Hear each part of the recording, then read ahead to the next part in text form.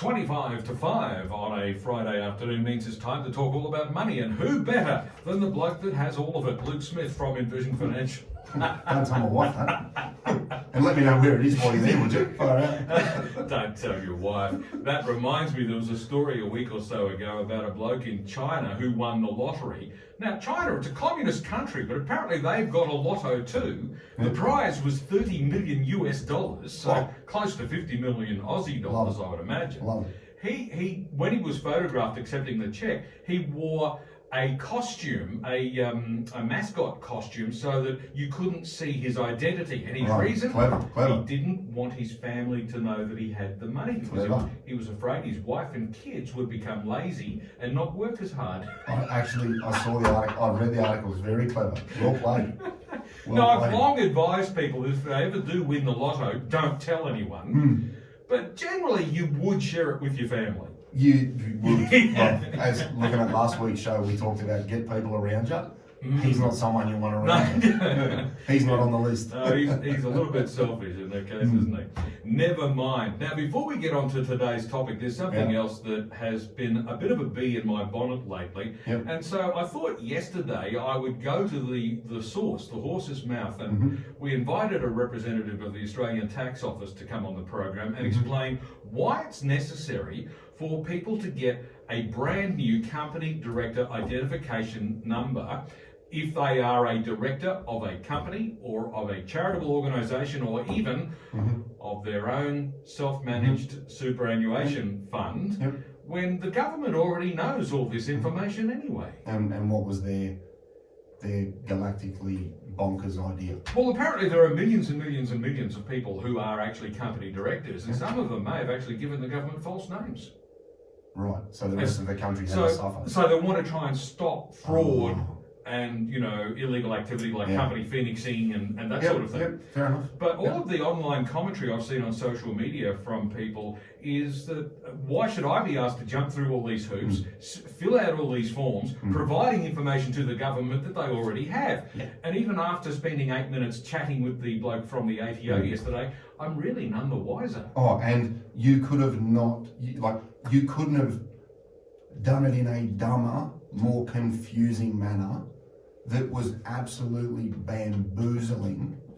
And what I mean by that is they call that a MyGov ID. Well, okay, so you're going to go to this. You go to the ATO website, and then that directs you to another website, the RM something whatever it is, and then to give them your information, you actually have to go to your MyGov, but it's not your regular MyGov. You've got to set up a separate MyGov. I'm sorry, my head's exploding. And as someone who's written off weeks and weeks of time helping clients demystify the lunacy.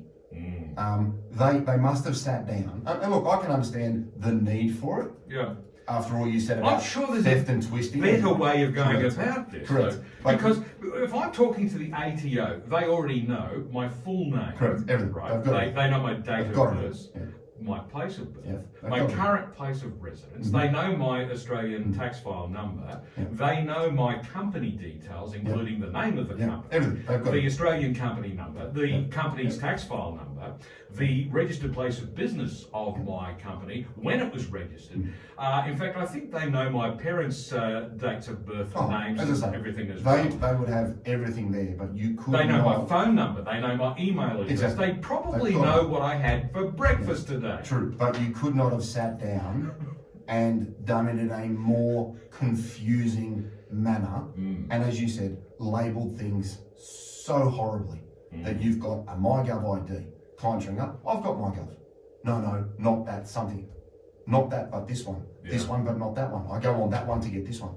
You couldn't have, honestly, you couldn't have done it in a more time-consuming, frustrating way that has baffled 99.9% of people from just about any age. Now, a lot of people might say, well, it doesn't affect me, I'm not a company or director, but you might be surprised. If you have a self-managed super fund, you might actually be in a situation where you've got a corporate trustee. Exactly. Or family trust, trading company. There's a raft of things that got caught up in it.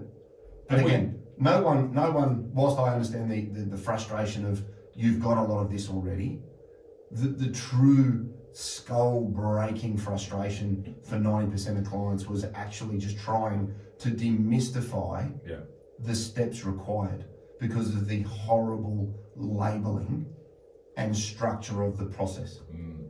You could have called it anything else and it would have been better. It doesn't inspire a lot of confidence. No. But the important message is this. There's a deadline. That deadline is November 30. So if you don't do it by then, you are breaking the law. I think there's $1 million fine on the line too, I think, just for giggles.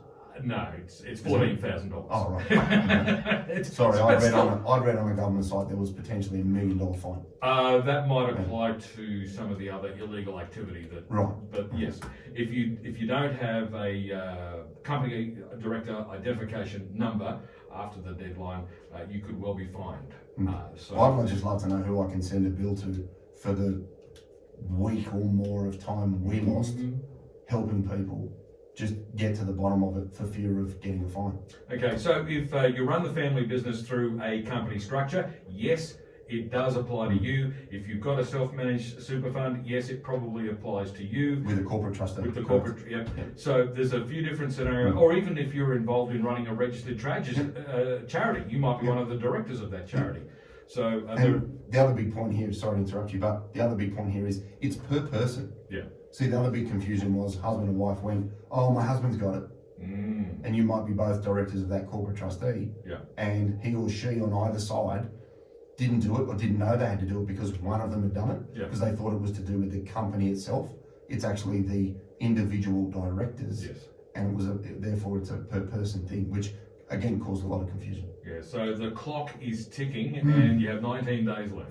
Yes, and the system, again, my experiences in the office with my girls who, hats down, did a fantastic job.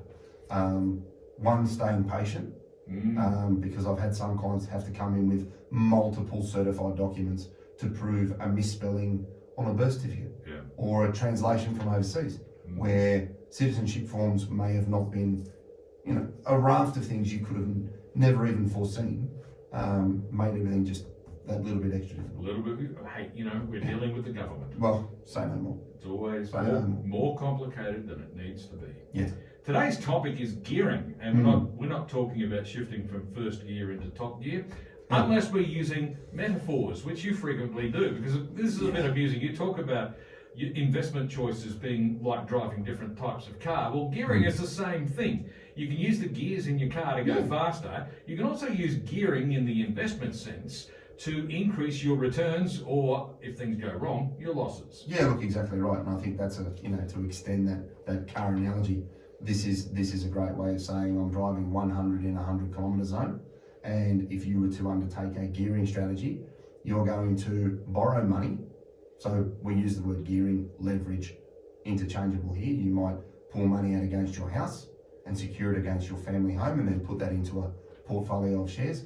Or you may use something called a margin loan, where the loan is secured by existing investments. Now, the benefit of using your home as security is they're generally a lot less volatile than the share market. Yeah. So you've got greater security and less volatility. You can use an existing portfolio of shares as security for a margin loan, but that can be more volatile and potentially maintain a higher level of risk in the structure, because the value of shares can go up and down. If the level of debt becomes too much in the margin loan environment, that's called a margin call. And that could be where you're forced to put more money into the facility to try and adjust or realign the levels of debt against the total value of the portfolio. So they're the two sort of key ways that you can do it. You generally borrow to try and get access to assets that you don't have the free cash to buy. So here's an example. I have a $100,000 portfolio and I really believe in A, B and C shares going forwards. I could take $50,000 out of my home loan, for example, and go and buy those shares. Now, the benefit of doing that is that you've borrowed some money to get access to capital to increase your portfolio, so you can potentially benefit from an increase in value. You can also suffer from increased losses. So people need to keep in mind that the knife cuts both ways. When it's good, it's good. When it's bad, it's bad. But the other big benefit of borrowing to invest is that the interest incurred on your borrowings is generally tax deductible. Absolutely. Now, keeping in mind that if you buy shares that generate dividends, those dividends could be used to meet the interest cost, or there may be a slightly negative cash flow position where you have 10,000 of interest, $6,000 of dividends, and then you make up that $4,000 shortfall in exactly the same way as you would with a rental property. Yes. The rent doesn't cover the interest, you kick in the difference.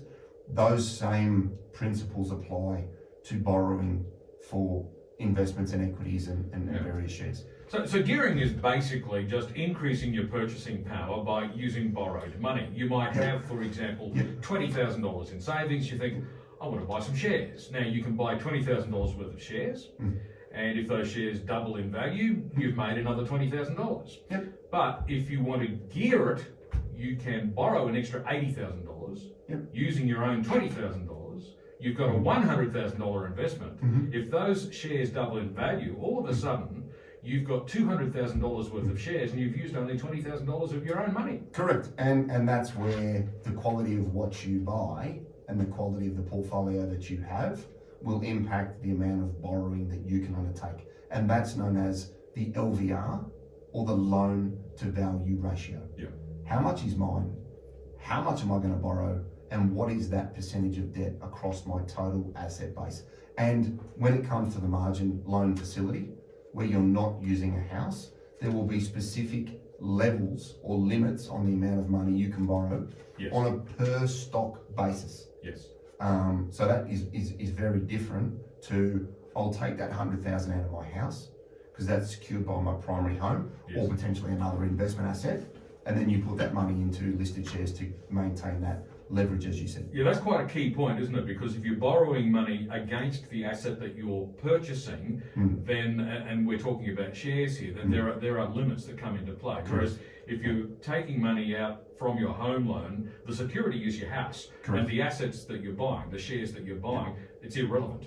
That's right. And that's why borrowing against your home, generally for me, is always my preference, because you don't see the level of volatility in home prices like you can on a daily basis in equity markets. Indeed. And obviously you can generally get a better interest rate on your home loan than you can on a margin loan to buy shares. The problem with taking out a margin loan to buy shares, of course, if the value of the shares falls and then you no longer comply with that LVR that you were talking about, the bank can say, hey, we want our money back, and it might not be a convenient time to sell those shares. Well, that's right. And as part of that margin call, they might turn around and say, listen, we need you to put an additional $40,000 into this facility as cash to try and bring that loan to value ratio back to an agreed level. So there is a lot more risk associated with the margin lending side of borrowing, and that's why I've always been pro securing it against the property, because there are less variables, and you don't want to be doing these things if it's not for the medium to longer term. One. Two, you have surplus cash that you can get hold of just in case. Three, you have very strong cash flow, so you can accumulate and build up a buffer through your savings if you need. And four, you don't want to be borrowing significant amounts or pushing that loan to value ratio really high out of the gates, especially during specific times in a market where assets could come under significant pressure, which is a great example of what we've seen this calendar year. Oh yeah, we've seen plenty of volatility. And just very quickly, when we talk about real estate investments, we talk about negative gearing and positive gearings. And that's very simple. It's negative gearing if the income is not enough to cover the cost of the interest on the loan. Positive gearing is the other way around, when you're making actually positive cash flow because the income is bigger than the repayments on the loan. You can, I guess, do something similar with your shares. Yeah, look, exactly. And again, it comes down to, if you're going to do this sort of stuff, buy good quality assets. Because if you want to buy diamond mines in Uganda, they generally may be a little bit more volatile than CBA.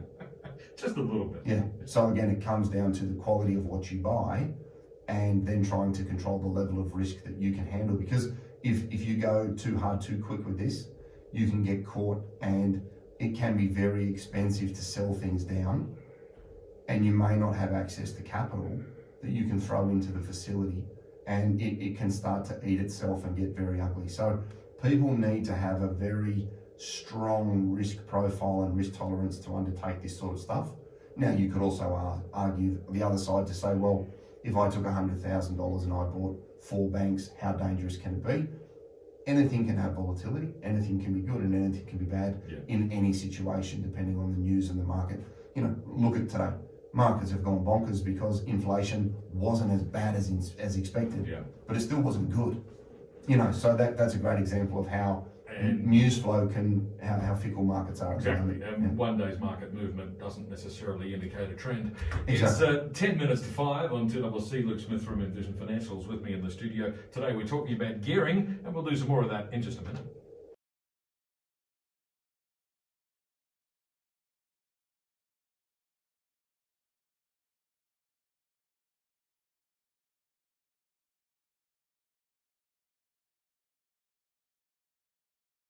Well, it's about 7 minutes to 5 on a Friday afternoon. Luke Smith from Envision Financial is with me in the studio today. We're talking about gearing and what it can do for your portfolio. So, Luke, what are the key things to remember about gearing? Yeah, so if I had a list, it would include, you know, buy strong securities, buy good quality assets, or you'll increase the risk on something that's already risky. Don't max out your gearing levels. Start slow and build it up. Don't go boots and all straight away. Because markets are very volatile at the moment. Consider the type of security that you use. Am I going to use my house? Am I going to use a margin loan? Use something that is appropriate for your situation. Make sure you have very strong cash flow and you can save. I'd also recommend keeping a buffer to the side just in case, so that you don't have to sell down assets, as you mentioned before the outbreak, under duress, because that can be a very expensive way of diluting your portfolio, and having some cash on the side is very, very good. Think long term, and go into it knowing that you have to be comfortable that you will leverage the upside and the downside. Nothing in the world is risk free, so you need to go into this with an appropriate time frame, an appropriate risk profile, which would be on the more aggressive end of the scale, and make sure that you sort of take all of these key points into consideration, because it's not something that you do that is of a short-term nature. So making sure that you have all of those sort of key areas covered will give you the greatest potential to take advantage of future weakness and leverage out of it, or to just systematically and slowly build up a portfolio with savings and borrowings and savings and borrowings. But at least consistency here is the key. And the two key benefits of gearing: number one, it increases your profits if you make a profit. Correct. Although the downside to that is it also increases your losses if you make a loss. The other key benefit is that the interest costs, generally speaking, are tax deductible. Spot on. And the other thing I'd be doing at the moment is working on 1 to 2% extra when you come to working out the interest cost on your borrowing, because we're going to continue to see rates rise. And until they sort of flatten out, it would make a lot of sense to err on the side of caution and say, well, at the moment I can take money out of my house at 4.8, but does it stack up at 5.8? And if you've built in that buffer, when rates do continue to rise, you're not getting to a point that can again put your portfolio or your strategy under duress, and you can hold it for the longer term, because those things are still going to continue to change, and we haven't seen the top of that interest rate cycle yet. No, that's quite true. We're likely to see at least 1 or 2 more interest rate increases.